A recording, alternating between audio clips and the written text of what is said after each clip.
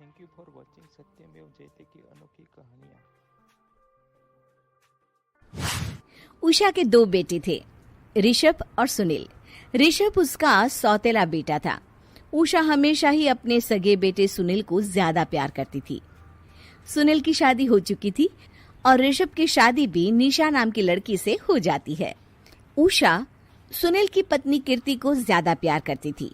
एक दिन वो अपनी बहू कीर्ति के लिए साड़ी ले आती है। ये लो बहू, तुम्हारे लिए साड़ी लाई हूँ। कल पड़ोस की शादी में जाना है ना, तुम यही पहन कर चलना। तभी वहाँ ऋषभ आ जाता है। अरे माँ, तुम निशा के लिए साड़ी नहीं लाई? वो भी तो कल शादी में जाएगी ना। हाँ, वो भी जाएगी, पर उसके पास तो काफी साड़ी होंगी ना। अभी अभी तो शादी हुई है तुम दोनों की, तो उसी में से कोई पहन लेगी वो।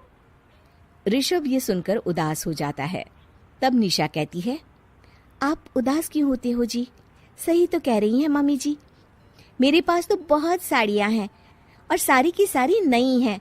मैं उन्हीं में से कोई पहन लूंगी। वो बात नहीं है निशा। माँ मेरे साथ तो सौतेला व्यवहार करती ही थी, पर मुझे लगता था कि मेरी पत्नी के साथ वो ऐसा कभी नहीं करेंगी, पर आज उन्होंने तुम्हारे साथ भी वैसा ही व्यवहार किया। ऋषभ उदास होकर अपने कमरे में चला जाता है। ऋषभ को उदास देखकर निशा को अपनी सास पर बहुत गुस्सा आता है।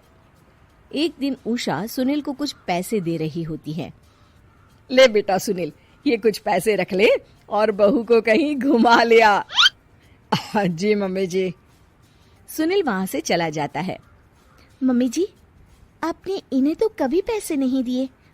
ऐसा सौतेला व्यवहार आप क्यों करती हैं? बहू, ये किस तरह से बात कर रही हो तुम अपनी सास से? कोई ऐसे सवाल करता है कि अपनी सासू से?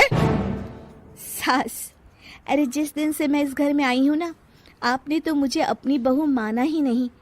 हमेशा कीर्ति भाभी के लिए ही सब कुछ लाती हैं। मुझे तो आज तक आपने कुछ दिया ही नहीं। क्या मैं जानती नहीं कि आप ऐसा क्यों करती हैं?